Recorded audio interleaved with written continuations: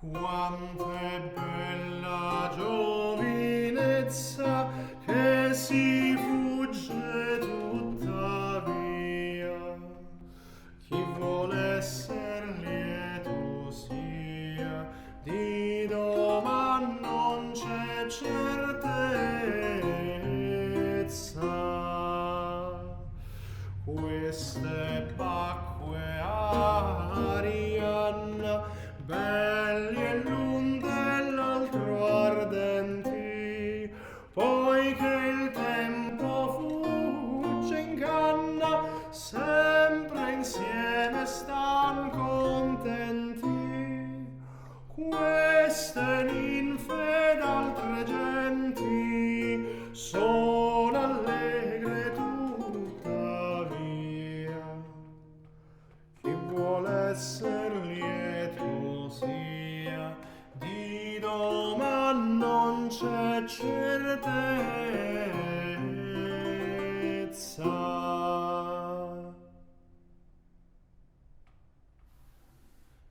Molti di voi avranno riconosciuto i versi di questa canzone. Qualcuno avrà certamente riconosciuto nelle parole di questo brano il trionfo di Bacco e Arianna di Lorenzo il Magnifico. Questo brano è un brano di Lorenzo il Magnifico. Siamo abituati a leggerne il testo, a studiarlo a scuola qualche volta, ma non siamo abituati a sentirne la musica. Lorenzo il Magnifico fu signore di Firenze, come tutti sappiamo, e Firenze è la patria del Rinascimento. È un po' qui dove oggi siamo che tutto è nato in un certo senso. Lorenzo il Magnifico è il simbolo di tante cose, è il simbolo del patronato delle arti, è il simbolo del principe italiano che si produce nel componimento di letteratura. E Firenze è appunto la città del Rinascimento, e se noi usciamo e chiediamo per strada sicuramente troviamo molte persone che saprebbero benissimo dire chi furono i personaggi della Firenze del Rinascimento, come Sandro Botticelli, Leonardo da Vinci, qualcuno magari un po' più interessato direbbe Pico della Mirandola. Ma tra questi nomi sono quasi sicuro che molto molto pochi saprebbero riconoscere e nominare un musicista. Eppure, tra i fantasmi che abitano la Firenze rinascimentale, ancora oggi ci sono delle voci musicali poco conosciute. Io vorrei cominciare questo discorso sul Rinascimento invisibile di Firenze, quello musicale, a partire da un elenco che oggi abbiamo la fortuna di avere. Questo elenco consiste in una lista, un inventario di strumenti musicali. Leggo: un organo di carta impastata, un organo di carta fatto a chiocciola, un organo di legno, un organo di canna, un organo a una mano, un gravicembalo, cioè un clavicembalo, un gravicembalo scempio, un gravicembalo doppio, 2 gravicembali scempi, 3 gravicordi, cioè clavicordi, sempre strumenti a tastiera di quell'epoca, una vivuola, una viola, coi tasti, un'arpa a 4 filari, un liuto grande, un liuto rotto, 3 vivuole grandi, un gioco, una famiglia di zufoli e 3 zufoli con ghiere d'argento. Tutta questa roba, che sono strumenti musicali, è stata trovata e inventariata quando Lorenzo il Magnifico è morto in una delle sue camere da letto. Ora, io non voglio fare della facile ironia sulla presenza di strumenti musicali in camera da letto nelle stanze di Lorenzo il Magnifico. Non sappiamo molto poco di come passava le sue serate, ma senz'altro questo elenco fa riflettere e lascia immaginare quale fosse l'importanza della musica in casa di Lorenzo. Il fatto è che la musica era qualcosa di estremamente importante anche nella Firenze di quell'epoca, per le strade, nelle piazze, in ogni occasione possibile, e anche nelle case di chi poteva permetterselo. Però per parlare di questo bisogna fare una piccola premessa. Che cos'era la musica a quell'epoca? Era qualcosa, certamente era qualcosa di simile a quello che è oggi in un certo senso, perché gli esseri umani hanno bisogni senza tempo, non siamo, io credo, molto diversi da costoro che hanno vissuto in quest'epoca. Eppure la musica aveva una dimensione in più, aveva un paio di dimensioni in più.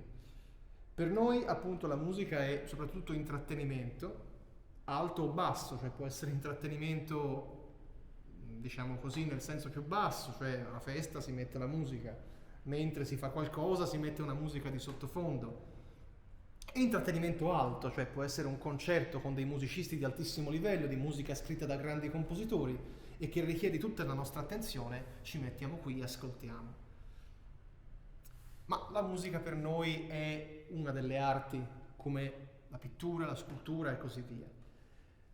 Per la gente di quell'epoca la musica ha un'altra dimensione ancora, e sicuramente è una di quelle arti, ma è qualcosa di più grande. La musica era innanzitutto una parte della matematica, per la precisione dell'aritmetica. Per gli antichi di quell'epoca, o meglio, noi lo chiamiamo antichi, loro chiamavano se stessi i moderni, per loro erano gli antichi, quelli con la A maiuscola, la legge, la scienza e il sapere assoluto, quindi gli antichi greci fondamentalmente, e i romani, o meglio, chi ha scritto in latino. Severino Boezio, un filosofo tardo antico, lasciò una divisione della musica in 3 grandi branche. Innanzitutto musica, vuol dire proporzione, un rapporto tra dimensioni. E la musica più alta, la più importante, la più profonda che gli esseri umani, o meglio, che si potesse trovare nel cosmo, era la musica che Boezio chiamava mondana, che non è la musica dell'alta società, delle feste o degli aperitivi, ma è la musica del mondo, dei pianeti, delle sfere celesti. Cioè il cielo immaginato come grandi sfere concentriche che ruotando, ogni orbita planetaria è una sfera che ruota, l'universo così come lo aveva immaginato Dante, anche come lo descrive Dante, che ruota, e ruotando queste sfere in rapporto tra le loro dimensioni, perché le sfere appunto concentriche hanno dimensioni differenti, queste sfere sono legate da rapporti matematici e ruotando generano dei suoni, ma non solo dei suoni, musica come proporzione, tra ogni sfera c'è un rapporto proporzionale esatto. Questa è la musica mondana, questa non è musica che gli umani possono ascoltare, sta oltre, però esiste. Venendo a qualcosa di più terreno c'è la musica umana, questa è la seconda categoria che descrive Boezio e che gli antichi riconoscevano come organo, come organizzazione della musica esistente. Cioè la musica che accade dentro di noi. Noi siamo, diciamo, nella nostra mentalità contemporanea, noi siamo dilaniati dallo scontro eterno, dal romanticismo in poi, dallo scontro eterno per dirla poeticamente, tra ragione e sentimento, tra quello che è il nostro istinto animalesco primordiale e quello che è invece il nostro cervello, la logica, ciò che ci dice il nostro cervello pensante da esseri umani evoluti, civilizzati e anche toccati, diciamo, anche dalla divinità in un certo senso, per chi ci crede. Gli antichi di quell'epoca immaginavano invece che l'essere umano fosse un binomio perfetto tra queste due cose. Chiaramente noi siamo creature come gli altri animali, ma non proprio uguali, perché noi abbiamo la ragione, questo ci rende simili a Dio. Dunque l'incontrarsi dei moti dell'animo e l'interagire tra di loro e tra loro e la ragione, tutto questo non accade a caso, perché Dio ha creato questo sistema, non può essere a caso. Dio ci ha dato la ragione e la matematica per comprendere la natura, e anche l'anima non fa eccezione.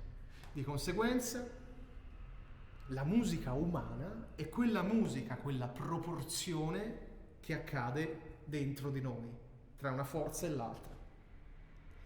E poi viene l'ultima categoria, che per noi è la più importante, quella di cui noi vogliamo parlare oggi, cioè la musica strumentale, instrumentalis, dove per strumentale non si intende suonata per forza con gli strumenti. Strumentale vuol dire anche cantata, perché anche la voce è uno strumento.